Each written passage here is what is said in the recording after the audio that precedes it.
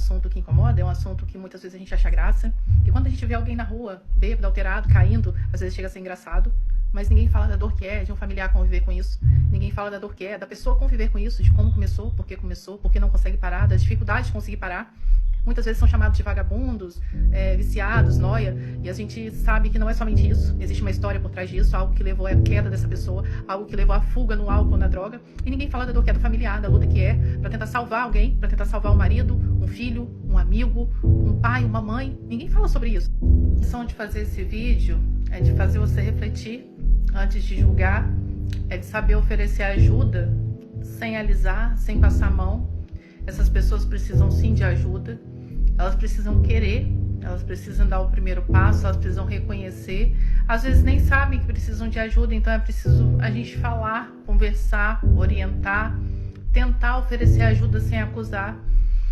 Mas o familiar também precisa de ajuda, ele precisa ser orientado, ele precisa ser curado, tratado.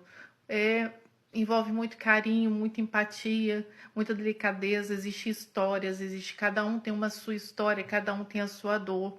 Então, que a gente tenha um pouquinho mais de empatia, que a gente possa refletir sobre isso, né? Porque quais as consequências disso? Às vezes você tá aí bebendo e não sabe a quem que você tá machucando. E não sabe, muita gente não sabe, acha que é só um lazer. O alcoolismo, ele é progressivo, ele te deixa dependente. Ele, em alguns momentos, ele te isola, ele te leva para a depressão, ele te dá uma ressaca, ele destrói o seu organismo, o seu corpo. E com o tempo e com a idade, ele te causa uma falha na mente, podendo chegar à demência. Ele atrasa todo o seu processo de saúde, a sua qualidade de vida. Então é preciso falar sobre isso, a gente precisa falar que não é só um lazer, não é só sem intenção. Muita gente sabe da intenção do álcool, a gente sabe a que ponto chega. Às vezes é engraçado, é divertido, mas isso evolui para uma coisa mais chata, para confusões, brigas.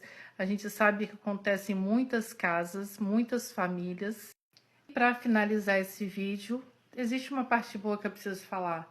Existe vida após o álcool. Você ficar de boa, sem álcool no sangue, no organismo, existe vida. Você começa a enxergar coisas que antes você não via. Você começa a sentir prazer, você começa a viver um lazer que antes você não conhecia. Você começa a saborear coisas que antes você nunca comeu, nunca deu valor. Então existe uma vida, existe um lazer, existe alegria após o álcool, entendeu? Não acho que você só vai se divertir se tiver álcool, não.